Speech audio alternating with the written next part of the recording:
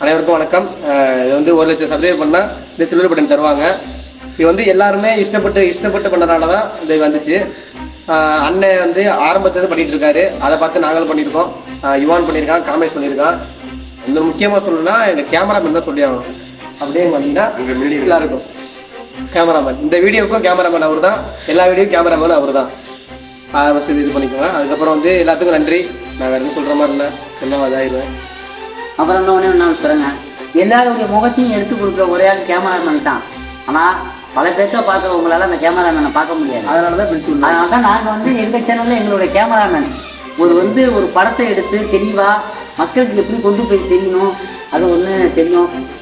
நிறைய படம் வந்து டைரக்ஷன் பண்ணி ஒரு மாநில அளவில் ஒரு டைரக்ஷன் படம் வந்து போச்சு.